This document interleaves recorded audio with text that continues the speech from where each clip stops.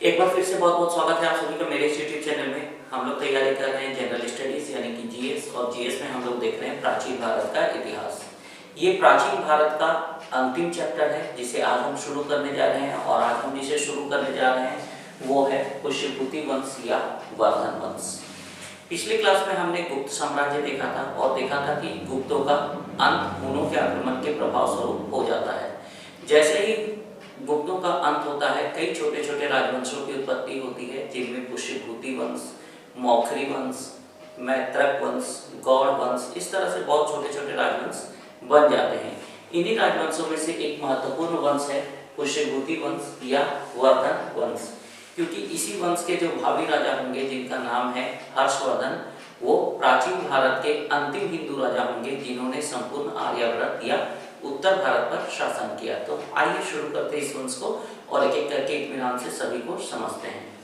सबसे पहली बात कि इस वंश के जो संस्थापक थे, तो इस वंश के संस्थापक का नाम था पुष्यभूति। ठीक है, इसी पुष्यभूति के नाम पर ही इस वंश को पुष्यभूति वंश भी कहा जाता है। ठीक है, ये पुष्यभूति थे। ठीक है, तो पुष्यभूति जो थे, ये पुष्यभूति प्रारंभ में गुप्तों के सामंत थे। कौन थे? तो ये गुप्तों के सामंत हुआ करते थे, और जैसे ही गुप्तों की सत्ता का अंत हुआ, इन्होंने हरियाणा के अंबाला के पास, ठीक है, हरियाणा है, हरियाणा में अंबाला के पास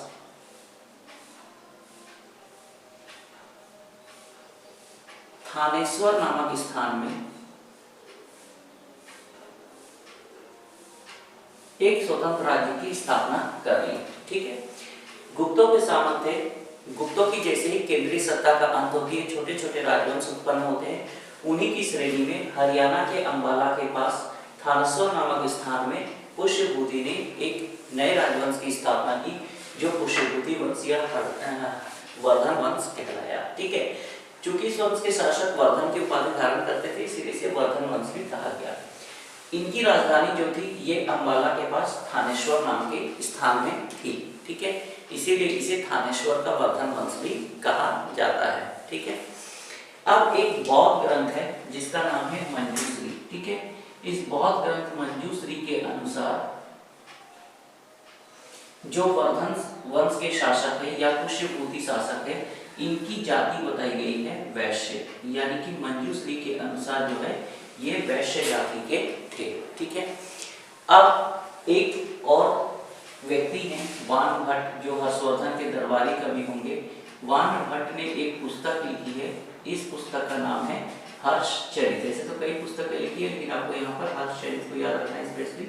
ये जो वान भट्ट की हर्षचरित है, इस हर्षचरित में है ना, ये जो हमारे पुष्यभूति है, पुष्यभूति के उत्तराधिकारियों की चर्चा नहीं की गई है, इनके बाद कौन कौन शासक बने। ये जो वान भट्ट की हर्षचरित है, इस पुस्तक में पुष्यभूति के बाद जिस व्यक्ति को शासक दिखाया गया है वो है प्रभाकर वर्धन, यानी पुष्यभूति के बाद सीधे प्रभाकर वर्धन की चर्चा मिलती है वान भट्ट की हर्षचरित में। इसका कारण क्या हुआ?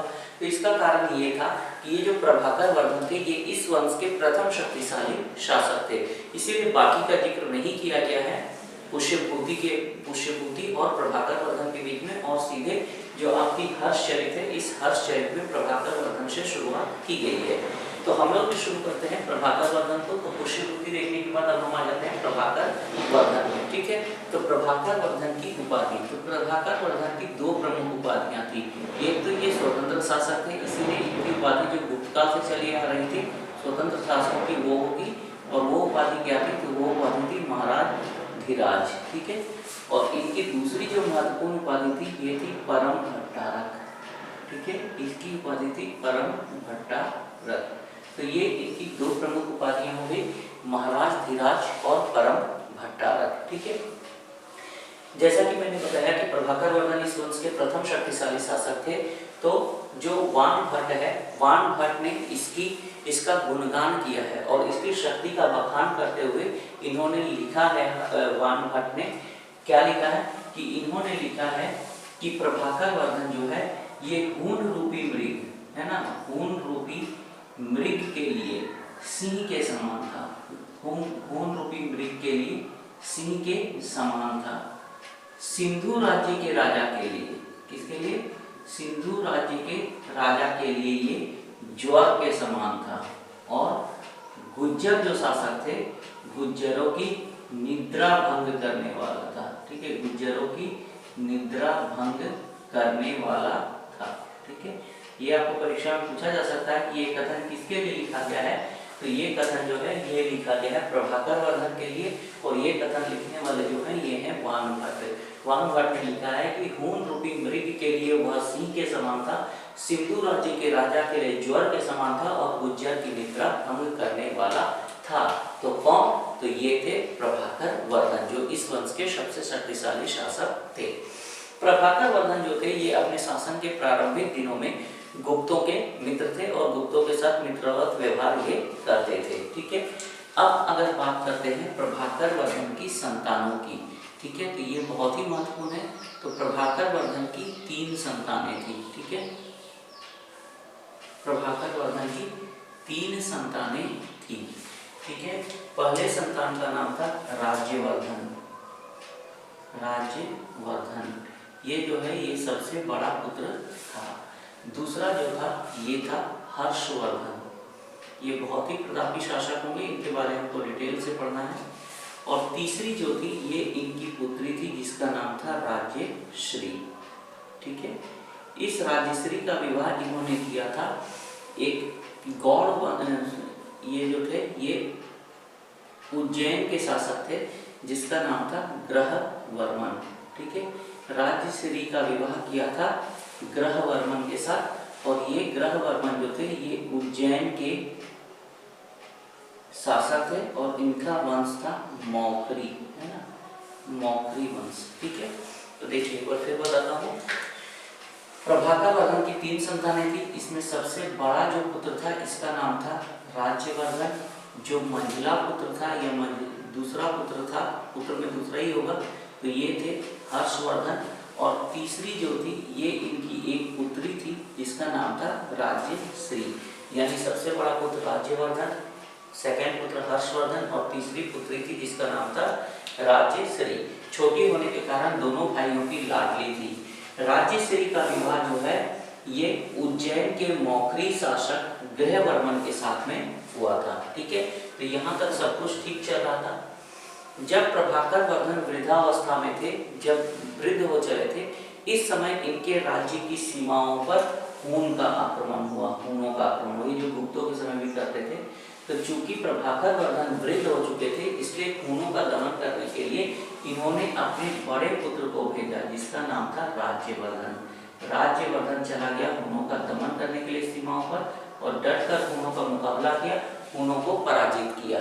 अब राज्यवर्धन काफी खुश था। इसी समय राज्यवर्धन को एक दुखद समाचार मिलता है कि इनके पिता, यानी इनके पिता कौन? तो प्रभाकर वर्धन, तो इनके पिता की मृत्यु हो गई है। ये समाचार किसको मिलता है? ये समाचार मिलता है राज्यवर्धन को। और राज्यवर्धन अपने पिता से असीम प्रेम करते थे, इन्हें काफी दुख होता है और ये राजधानी वापस लौटते हैं। राजधानी वापस लौटने पर और एक दुखद समाचार मिलता है कि इनकी माता भी पिता के साथ सती हो गई है। तो दो दुखद समाचार अब राज्यवर्धन को मिल जाते हैं। राज्यवर्धन का मन काफी जो है ये विक्षोभ में आ जाता है और राज्यवर्धन जो है ये सभी मंत्रियों को और अपने छोटे भाई को बुला करके ये कहते हैं कि अब मैं संन्यास ले लूंगा और राजपाट का दायित्व जो है ये सौंप देते हैं अपने छोटे भाई हर्षवर्धन को।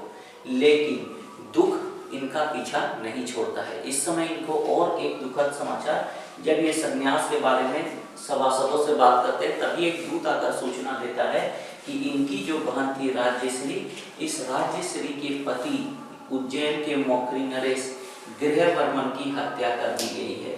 और हत्या करने वाले कौन थे? तो हत्या करने वाले 2 लोग थे। एक थे मालवा का शासक देवगुप्त, ठीक है, मालवा के शासक देवगुप्त, और बंगाल का गौड़ नरेश का है, गौड़ वंश का शासक जिसका नाम था शशांक। ये बहुत ही बदमाश शासक था शशांक, इसी ने बोधि वृक्ष को भी कटवाया था। ठीक है, तो आगे हम लोग बात करेंगे इसके बारे में। तो जिस समय ये संन्यास का निर्णय लेता है उसी समय दूत आकर दरबार में खबर सुनाता है कि इनके बहन के पति गृहवर्मन की हत्या मालवा नरेश देवगुप्त और बंगाल के गौड़ नरेश शशांक ने मिलकर कर दी है और राज्यश्री को बंदी बना लिया गया है। तो जैसे ही ये खबर सुनते हैं कौन, राज्यवर्धन, तो राज्यवर्धन संन्यास का विचार त्याग देते हैं और सेना को अनुमति देते हैं तैयार होने के लिए। ठीक है, संन्यास का विचार किए थे, आप विचार को त्याग कर दिए और सेना को बोले तैयार हो और मालवा पर आक्रमण किया जाए। आनंद फानन में मालवा पर अटैक किया जाता है और मालवा के जो शासक होते हैं ये देवगुप्त, इस मालवा के शासक देवगुप्त को पूरी तरह से तबाह कर दिया जाता है। ठीक है, परंतु राज्यश्री नहीं मिलती है। राज्यश्री क्या होती है, विंध्याचल के घने जंगलों में कहीं भाग जाती है। ठीक है, कि कैद से भाग जाती है। इसी बीच और घटनाक्रम में परिवर्तन होता है। मालवा के शासक को तो तबाह कर दिया, अब बच गया देवगुप्त को तो तबाह कर दिया, अब बच गया बंगाल नरेश शशांक। ठीक है, अब शशांक बच गया तो राज्यवर्धन अगला आक्रमण करने की योजना बनाता है शशांक को, परंतु शशांक जो है एक कूटनीतिक शासक था। ठीक है, और शशांक जो है ये आ करके राज्यवर्धन का हाथ पैर पकड़ लेता है और माफी मांग लेता है, यानी कि शशांक जो है ये राज्यवर्धन की अधीनता स्वीकार कर लेता है। साथ ही साथ शशांक की एक पुत्री होती है, शशांक बोलता है कि मैं अपनी पुत्री का विवाह भी आपके साथ करूंगा। ठीक है, राज्यवर्धन को धोखा दे रहा है शशांक अधीनता भी स्वीकार कर रहा है, अपनी पुत्री के विवाह का प्रस्ताव भी रख रहा है। इन बातों से बेचारा राज्यवर्धन धोखे में आ जाता है, शशांक के षड्यंत्र का शिकार हो जाता है। शशांक जो है ये राज्यवर्धन को अपने दरबार में बुलाता है, दरबार में राज्यवर्धन निहत्था चला जाता है, जहां पर शशांक के द्वारा राज्यवर्धन की हत्या कर दी जाती है। ठीक है, राज्यवर्धन की हत्या कर दी जाती है। इस तरह बेचारा राज्यवर्धन जो है ये शशांक के कॉन्स्पिरेसी यानी षड्यंत्र का शिकार होता है और मारा जाता है। अब इधर जो राज्यवर्धन का छोटा भाई होता है जिसका नाम है हर्षवर्धन, अब हर्षवर्धन को राजा बनाया जाता है।